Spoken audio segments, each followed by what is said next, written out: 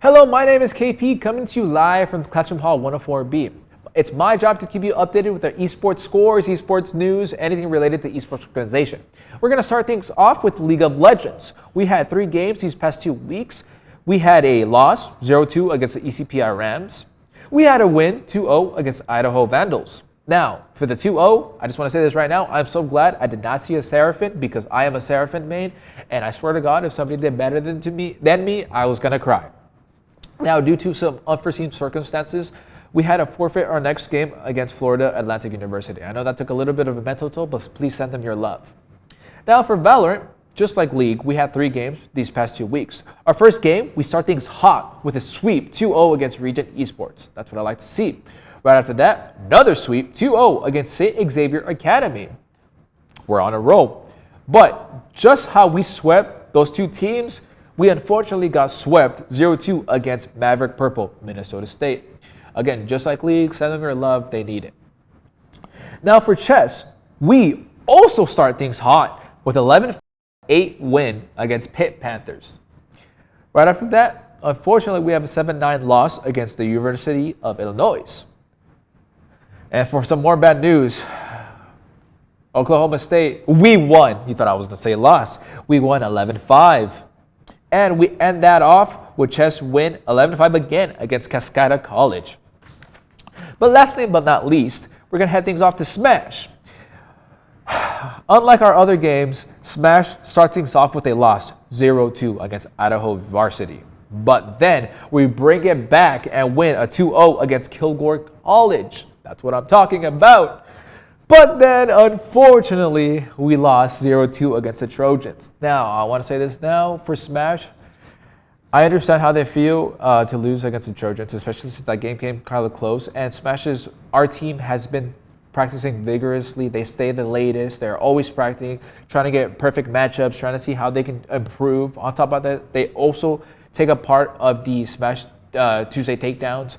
So there goes a lot to it, and so I feel bad for them because it felt hard, but it doesn't matter because I know that we can prevail. So please send them our love. Now I'm gonna head things over to Overwatch KP. Thank you, Des KP. Now we're gonna talk a little bit about Overwatch. We had 5 games happening these past 2 weeks, so let's go a little bit over them. So our first game, 0-3 loss against Redbird Esports. We got swept, but if you looked back at the VODs, our second game against Redbirds was actually close, so it shows that we're growing as a team. Right after that, we have a 1-3 loss against North Arizona. Nothing more I can say about that game. It kind of was close here and there, but in all fours, we lost. But we then go over to a 3-0 win against Regent Esports. That one was a sweep. I'm sorry, Regent Esports, but you got swept. Right after that, we have a 3-1 win against Western Kentucky Hilltoppers. Now, they were able to get one map on us, but hey, we still came out victorious with a 3-1 lead. Lastly, we have a 3-1 win against Sacramento State Green. Hey, what can I say? We're just really good at Overwatch. Now I'm going to head things off to COD KP. Thank you, Overwatch KP. This is COD KP coming to you live. We're going to talk a little bit about Call of Duty. So, to start things off, we have a win 3-2 against the University of Albany. Good games, 3-2, extremely close. Right after that, we have a 3-2 win against the University of Southern Mississippi right here. Now, our next match, I want everybody to pay attention. Although it came out as a loss against Fisher College 0-3, that match was probably my favorite match that we've played to this day for Call of Duty. A little background about myself. I've played Call of Duty all my life. I love Call of Duty. I keep up with the competitive scene, especially still to this day. So that Fisher match was incredible. There's a lot of matches that came out to high rise, especially S&D. S&D is one of those game modes where everybody has one life, and your whole goal is to either plant the bomb and detonate it, or take out everybody's life, and that's how you win the round.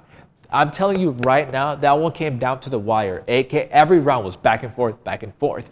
And when we get to hard point, so for hard point, there's a lot of points around the map. We call them P1, P2, all the way to P5. And if it's a bigger map, they have a P6. But for a hard point, the goal is to stay on each point, and when you're on top of the point, you will accumulate points. The whole point is to get to 250 points. For a hard point against Fisher, every time we get, for example, to P1, it went to 30, right? We capped it. We got to P2. Fisher was there. So then they got 30 points. Then we went to P3, And then we were on top of that, so we went to 60, and it just kept getting back and forth and back and forth. That one was down to the wire, so I implore you guys to look through our streams, look through our VODs, and look at that match. It was probably one of my favorite ones, especially since because I am no longer casting Call of Duty, I'm still there on standby. So you might see me there casting or doing the observation, you know? Tune in, see, find out. But although I gave that extraneous talk, we then get a loss against Kyoto Esports 0-3. We got swept. There's nothing more I can say, but we got swept. Now, you think I'm going to give you more bad news? No. We ended up our next 2 games with both wins. We have a 3-0 win against Northeast Wisconsin Technical College and a 3-0 against WCTC Owls. Now, those were both a swept, but look at the Owl gameplay. That one speaks for itself. Now, I'm going to hand things off to Des KP for the events. Thank you, Call of Duty and Overwatch KP, for those updated news on the esports organization. Now, we're going to end things off with our events coming up soon. So, March 15th, we have our Collegiate E-Invitational for VALORANT.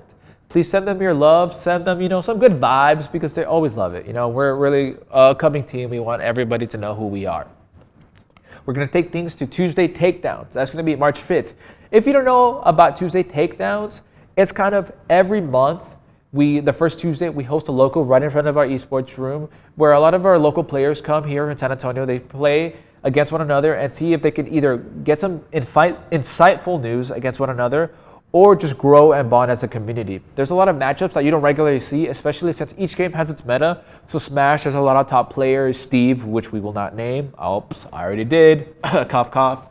So, there's some matchups that you're going to be able to find out and learn how to play around just in case you get into that competitive scene where, let's say I'm playing Steve and I've never played against a Luigi, right? Well, now I have because I'm here participating in our Tuesday Takedowns. Next, we're going to talk about FDC, Festival de Cascarones. That's going to be April 28th.